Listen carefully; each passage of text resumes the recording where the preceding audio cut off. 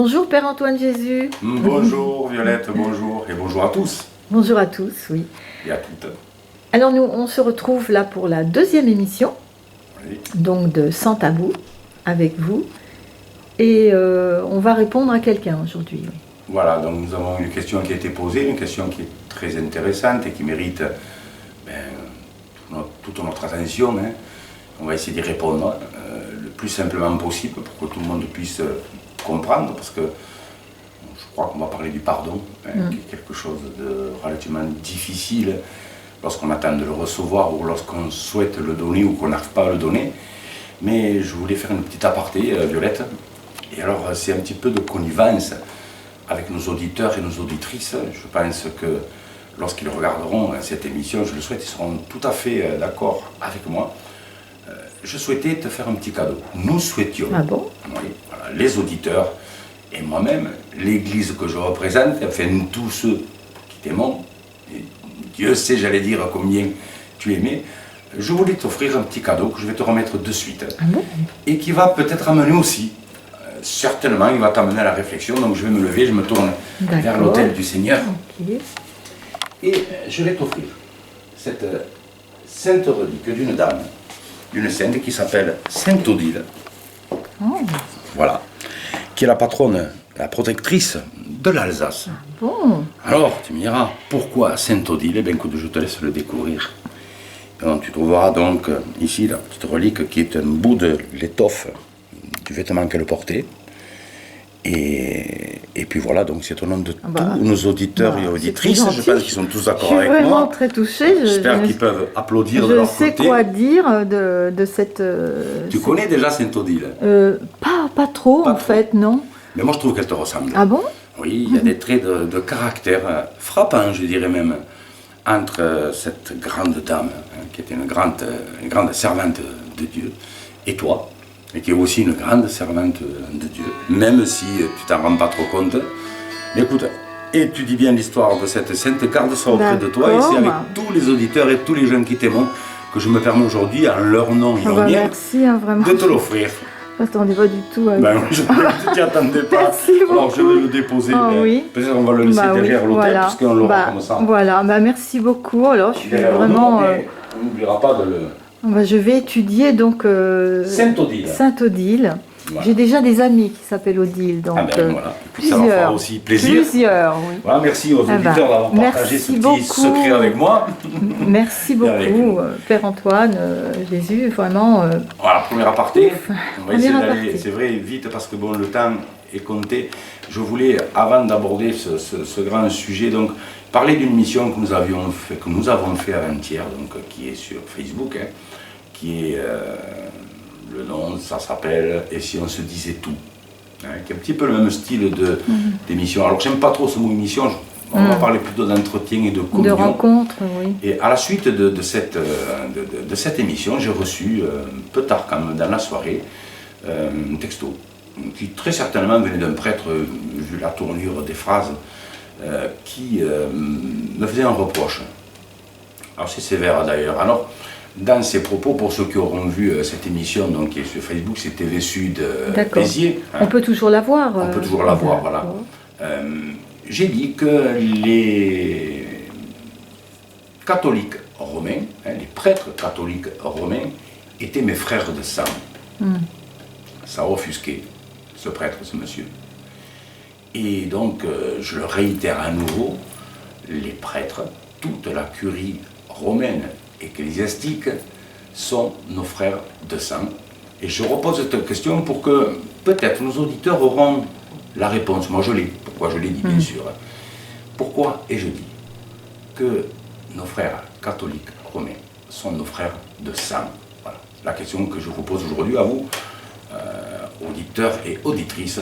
Réfléchissez bien et peut-être parmi vous, quelqu'un aura, j'en suis certain, l'intelligence et l'inspiration divine pour répondre à cette question, là, où des professionnels, on va dire, de la foi, se sont un petit peu loupés, n'ont pas compris. Je suis certain que c'est dans la gentillesse, c'est dans la simplicité de nos amis, de nos auditeurs, que la réponse à cette question va venir. J'en suis certain. Alors, Père Antoine, les auditeurs peuvent vous envoyer un texto ou peuvent... Oui, alors donc... passer par l'émission. Passer par l'émission, donc, donc, ça, tu gères mieux que moi, c'est sûr. D'accord. Moi, avec Facebook, avec YouTube, j'ai un petit peu de mal. Il faudrait que je m'affranchisse un petit peu, que je devienne un peu plus moderne dans tout ça. Parce que souvent, je fais des bêtises. Là où je veux mettre quelque chose, ben, je l'efface. Voilà, c'est bien de moi. D'accord. C'est bien de moi, alors il vaut mieux passer par des professionnels comme toi pour pouvoir faire ça. Donc n'hésitez pas à répondre à cette question et à essayer de la comprendre. Pourquoi ai-je dit que les prêtres romains, je veux dire la curie romaine dans son ensemble, et nous-mêmes, là je parle au nom de l'église, de la petite église vieille catholique et apostolique, étions frères de sang. D'accord. C'est important. Très bien. Voilà pour les petites apartés. Et après, on va répondre à Ghislaine, je crois. Oui. Alors, Ghislaine a l'air d'avoir eu un parcours de vie relativement difficile. Alors, quand on veut parler du pardon, il faut y voir plusieurs étapes. La première étape du pardon est l'acceptation du mal que l'on nous a fait ou du mal que nous avons fait. Première étape, acceptation. On reconnaît. On n'est plus dans notre ego et on se dit, oups, là, j'ai fait mal. Première étape. La seconde étape est ce qu'on appelle l'étape d'action. C'est-à-dire qu'on ne peut pas reconnaître que nous avons fait un péché ou quelque chose de mal et que nous avons besoin de ce pardon sans aller voir physiquement dans l'action la personne à qui nous avons fait du mal. C'est le plus important. Et tout ça couplé avec la repentance. Alors la repentance, c'est quoi? Si on décompose le mot, c'est autre sentence, nouvelle sentence. Nous avons la sentence des hommes qui nous punit lorsque nous faisons quelque chose qui est contre la loi, hein, la sentence de l'homme, qui est juste. Hein, et puis, il y a notre propre sentence. Et dans ce mot repentance, c'est d'une autre punition, on va dire, ou notre sentence que nous nous infligeons, que l'on va appeler la culpabilité ou le remords. Il ne peut pas y avoir de pardon s'il n'y a pas tous ces éléments-là. Il y a un autre élément qui va venir et qui est, je pense, ce qu'a besoin cette dame, je vais lui dire tout, Ghislaine, c'est la justice. Et dans ce mot justice, il ne faut pas y voir un juge qui condamne, non. On cherche la justesse et l'équilibre de l'émotion et des mots. Voilà. Vous voyez que le pardon, ce n'est pas juste uniquement se retrouver peut-être devant un prêtre, dans le cadre de la confession, un pater et un ave, et au revoir tout le monde, tout est fini. Non, c'est bien plus complexe que tout cela. Voilà. Alors, il faut savoir, Ghislaine, que si dans ton cœur, tu arrives à pardonner, la première personne que tu pardonneras, c'est toi-même. Pourquoi? Parce que tu décideras à ce moment-là de passer à autre chose. Tu vas t'émanciper, tu vas jeter la colère, la haine, les mauvais souvenirs, ces souffrances que tu as vécues. Le pardon s'attribue en premier à soi-même. Et une fois qu'on est libéré de celui-ci, c'est-à-dire qu'on a tourné la page, on va chercher la justice. Cette justice, comme je dis tout à l'heure, va passer par plusieurs éléments. Aller voir la personne qui t'a fait du mal, par exemple, ou ne plus la voir du tout. De dire, je t'ai sorti de ma vie, c'est pas parce que je t'ai pardonné d'ailleurs que c'est excusé. Pardonner, ça veut dire avant toute chose, j'oublie, j'essaie d'oublier, et c'est là le plus dur, hein. Je sors mon trauma du mal que l'on m'a fait pour le mettre de côté et continuer à vivre sans cette rancœur-là. Lorsque c'est l'inverse, c'est-à-dire lorsque c'est nous qui faisons une mauvaise action envers quelqu'un, ben, le principe est le même. Donc on prend conscience du péché que nous avons commis, on dit, oh là, j'ai fait du mal, j'ai fait du mal, et puis moi ça me fait mal. Donc on va se pardonner soi-même en disant, je ne le referai plus. Le pardon, il vient en premier de nous. Second pardon, de dire, je vais aller voir la personne à qui j'ai fait du mal pour lui demander pardon. Elle l'entend ou elle ne l'entend pas, ça c'est un autre débat. Mais on y va. Pardonne-moi, j'ai fait mal.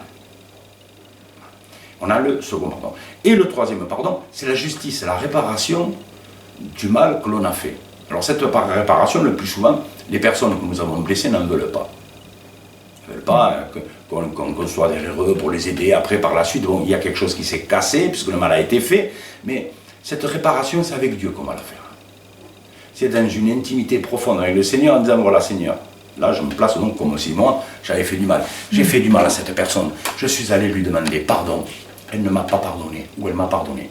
Mais c'est envers toi, Seigneur, que je cherche le pardon et la réparation.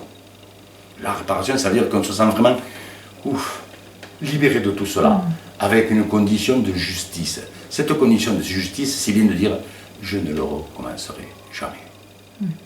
C'est un petit peu ce qu'on voit dans nos tribunaux, hein, lorsque vous avez une peine avec sursis. Hein, c'est un pardon qui est donné par la justice. C'est une excuse en disant, ok, cette fois-ci, on laisse passer, pendant un laps de temps, on te met à l'épreuve, entre guillemets, mais si tu recommences, boîte, tu charges. Et c'est un petit peu la même chose que nous avons dans notre cœur. On va nous-mêmes se donner un sursis en disant, le mal que j'ai fait là, je ne vais pas le recommencer. Voilà. Et je vais me donner du temps pour vraiment, vraiment me corriger, pour ne plus le refaire. Qui est dans le cas inverse. Et c'est le cas de cette dame qui nous parle, donc, qui a vécu apparemment des choses terribles et qui a du mal à pardonner. Tant que tu n'auras pas pardonné, Ghislaine, tu ne pourras pas passer à autre chose. Oui, parce qu'elle a réussi à pardonner à d'autres personnes des choses, mais à une certaine personne, elle ne pouvait pas. Alors qu'est-ce qui s'est passé très certainement? C'est-à-dire que ce qu'elle avait pensé pardonner aux premières personnes n'était pas oublié. Elle ne les avait pas pardonnées. Elle pensait avoir pardonné ça. Mal plus mal égale double mal. Et à un certain moment, le mal qui arrive derrière, que l'on nous fait, il englobe tout, il englobe toute sa vie. Et là, elle se sent totalement oppressée, victimisée, en souffrance. Donc le pardon n'y était pas dès le début. Pour avoir le pardon, il faut vraiment passer à autre chose. Dire, je tourne la page de tout cela, je n'ai pas besoin de vivre dans la rancœur, je n'ai même pas besoin de ces gens-là, parce qu'ils sont nocifs pour moi, ils m'ont fait du mal, je n'en ai pas besoin. Le Seigneur ne la grondera pas entre guillemets pour autant, parce qu'elle décide de ne pas fréquenter des gens qui ne lui permettent pas d'évoluer spirituellement. Voilà. Il y a des gens qui sont bêtes, et toute leur vie malheureusement ils resteront bêtes. On pourra faire ce qu'on veut, ils restent bêtes. Il y a des gens méchants qui resteront méchants. Ces gens-là ne doivent pas te côtoyer. Ghislaine, tu dois dire, je tourne la page. Je me pardonne à moi, c'est-à-dire que je n'y pense plus, je ne veux plus rien savoir de tout ça, j'enterre tout ça, et je ne veux plus voir ces gens-là, et j'entame une nouvelle vie. Mais c'est très dur, je le conçois. Surtout qu'il y a des choses qu'on a l'impression que c'est pas pardonnable, enfin, qu'elles ne soient pas pardonnables, par exemple. Il y a plein de choses qui ne sont pas pardonnables, que l'on n'arrive pas à pardonner. Après, nous ne sommes pas Dieu. Nous ne sommes que des humains, et notre intelligence, ou notre capacité à concevoir et à vivre la douleur est totalement différente par rapport à celle du Père. Pourquoi? Parce que le Père nous aime tous de la même manière. Et nous non. On ne peut pas aimer tous les gens de la même manière. On n'a pas cette capacité. Parce que de la même manière, par exemple, que Ghislaine ne pardonne pas le mal qui lui a été fait, très certainement Ghislaine, comme moi et comme toi, a fait elle aussi du mal. Imaginons-nous qu'on se retrouve tous devant Dieu.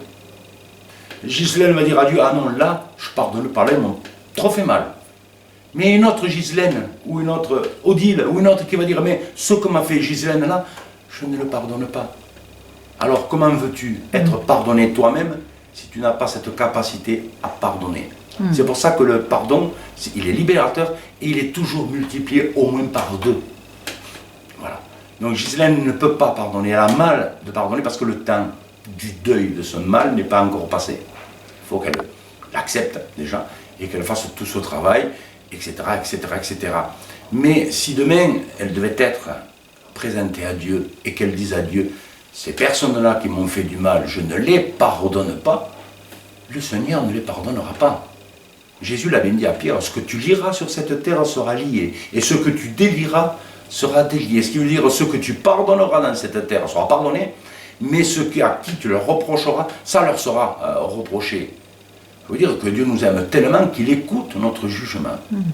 Mais après, de la même manière que nous jugeons, et que nous disons, non, je ne pardonne pas, ben la règle s'applique à nous aussi. Parce que Dieu est juste. Et Violette, là tu veux être pardonné là, du péché que tu as fait sur cette personne. J'invente, je prends ton nom parce que tu es en face de moi. Tu veux être pardonné, mais regarde là. Cette personne qui, depuis un moment, est dans la repentance, attend ton pardon et tu ne l'as pas pardonné, moi je ne peux pas pardonner. Si tu ne pardonnes pas à l'un, comment tu veux que moi je pardonne à l'autre? Et Dieu est à nous. Donc ce n'est pas Dieu qui pardonne, c'est nous qui nous pardonnons. Et Dieu valide ce pardon-là. Voilà. Ça, c'est la première des choses. Et après, la seconde des choses, est lorsque une personne vient voir un prêtre, comme ça m'arrive à moi souvent, dans le cadre de la confession. Alors la confession, c'est comme si une personne allait voir un psychanalyste. Et lui disait, voilà, waouh, là, il m'est arrivé ci, il m'est arrivé là, voilà, j'ai du mal à sortir de tout ça. Ça a créé un trauma. Hein, parce que le péché que l'on fait ou les coups que l'on reçoit créent des traumatismes au fond de nous. J'ai vraiment besoin de m'en libérer. Si le prêtre dit, bon, eh bien écoute, pour te sortir de ça, tu vas me faire 3 pater et 4 ave, je te donne l'absolution, terminé, tu passes au tronc d'église et on s'en va. Il n'y a rien qui est pardonné, il n'y a aucun travail qui est fait. Dieu a le pouvoir de pardonner, mais encore faut-il chercher ce pardon-là. Voilà. Alors moi, je suis un petit peu, enfin, dans l'église que je représente, on est un petit peu différent. On va prendre le temps. Je ne fais pas des confessions à tir larigot, là, 4, 5, 6, 10 par jour. Non, je vais en faire un par jour. Mais un sur lequel je vais vraiment approfondir les choses. Qu'est-ce qui se passe? Tu as fait ça, j'invente, hein. Tu as trompé ton mari. D'accord, tu le regrettes. Pourquoi tu l'as trompé? Qu'est-ce qui s'est passé? Et là, on va commencer à entendre des choses qui ne vont pas l'excuser, mais qui peuvent être compréhensibles. Ben, ça fait des mois qu'il ne me touchait plus. J'ai l'impression de vivre à côté de lui, pas avec lui. Me frappe. Ou j'ai plus de désir. Et on va commencer à rentrer dans la confession. Et à un certain moment, au prêtre de donner des solutions, en disant, si tu n'aimes plus ton mari, si tu ne te ressens plus à lui, si vous n'avez plus la même longueur de vue, quitte-le. Vaut mieux ça que de souffrir toute une vie. Par contre, souvent on dit l'inverse. Et souvent on dit l'inverse, bien sûr. On oblige les gens à rester ensemble. Voilà, une femme qui trompe son mari, parce que son mari ne l'a... C'est un exemple, hein, il y en a des déclinaisons, il y en a tout plein. Hein. Une femme qui trompe son mari, c'est parce que généralement, il y a quelque chose qui ne va pas dans le couple. C'est pas comme un homme, entre guillemets, qui aurait uniquement que le plaisir de la chair, c'est-à-dire, excusez l'expression, en dessous de la ceinture. Une femme, c'est beaucoup plus profond. Lorsqu'une femme, elle trompe son mari, c'est rare qu'elle revienne à la maison. Mais il y en a quelques personnes qui, des fois, ont ce sentiment de culpabilité et qu'il faut accompagner, parce que dessous, il y a une histoire de vie, il y a une histoire de couple, et le prêtre doit être là avec modernisme, c'est-à-dire vivre vraiment dans notre société. Ton mari te frappe, ton mari ne te regarde plus. Une femme qui n'est pas désirée ne peut pas se sentir aimée. Pareil pour l'homme, bien sûr. Hein. Une femme qui arrive, elle est juste, on va dire, bonne, entre guillemets, à faire le repas. Le mari s'assoit avec une bière, comme on dit, c'est cliché, devant la télévision, en train de boire sa bière, il ne regarde même pas sa femme. Vous comprenez bien qu'à un certain moment, cet amour-là, il s'est éteint. Et c'est de la souffrance qui arrive. Et Dieu ne veut pas que ses enfants souffrent. Il vaut mieux quelquefois dire non, c'est plus possible, et repartir sur un autre amour, une autre passion, quelque chose qui va nous dévorer, qui va nous permettre d'aimer à nouveau, que de souffrir, je dirais, bêtement, se sacrifier pour quelque chose qui ne nous définirait pas comme étant nous-mêmes. C'est important. Je ne fais pas l'apologie du divorce, parce qu'aujourd'hui, il y a des gens qui à peine ils se disputent, ça y est, ils vont divorcer, non. Oui. Il n'y a plus beaucoup de mariages. Voilà, cette douleur-là s'inscrit dans le temps. Parce que quand la femme arrive à tromper son mari, soit c'est par le désir de la chair, elle va le regretter, elle ne le refera plus. Et donc là, elle va dire au prêtre, non, je le regrette, je ne le referai plus. Elle est déjà pardonnée. Elle a fait une action, c'est de venir à l'église. Deuxièmement, deuxième action qui n'est pas facile, aller parler à un homme. Je suis prêtre, mais je suis avant tout un homme aussi. Parler à un prêtre et lui dire, ben voilà, j'ai péché, j'ai couché avec un homme, il s'est passé ça, ça, ça, ça et ça. Et troisième action, de dire non, non, je ne le referai plus. Vous voyez, c'est encore une autre déclinaison. À ce moment-là, elle est déjà pardonnée.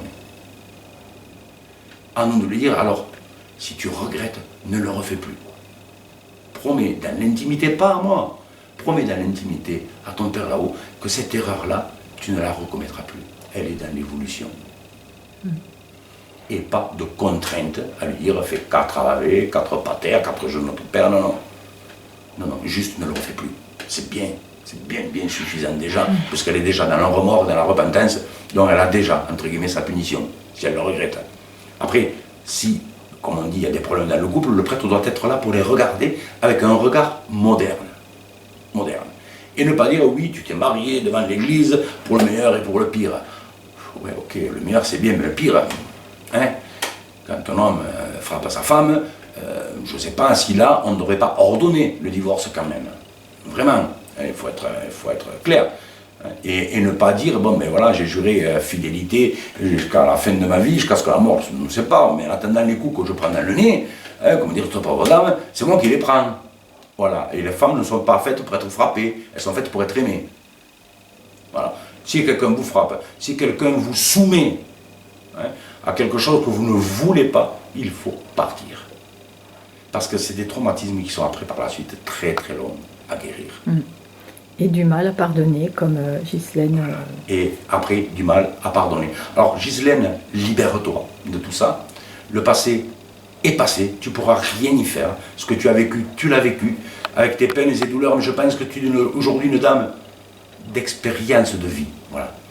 Une dame de vie, d'expérience aussi, qui a vécu pas mal de choses. Libère-toi de ça, pardonne-toi, et Dieu pardonnera le reste, et vis. Vis dans le présent, croque la vie à pleines dents, tu verras que le soleil se lève aussi bien pour les pauvres que pour les riches, comme les méchants et les bons, il se lèvera tous les jours. Alors pour toi, demain, peut-être, je l'espère, lorsqu'il se lèvera, il aura pour toi un nouveau jour. C'est en tous les cas ce que je te souhaite. Merci Père Antoine, on se retrouve le mois prochain. Donc on attend donc que les auditeurs nous envoient donc la réponse à ce que tu as demandé. Oui, ça serait bien que vous y réfléchissiez, mes enfants. Et puis on revoit dans un mois. Et puis bon, vous pouvez féliciter aussi Violette pour son petit gars. Bravo Violette, continue. Non, c'est gentil, merci beaucoup. Moi je suis juste la personne qui fait passer les messages. La bonne personne. Voilà, merci beaucoup. À très bientôt, au revoir. Au revoir.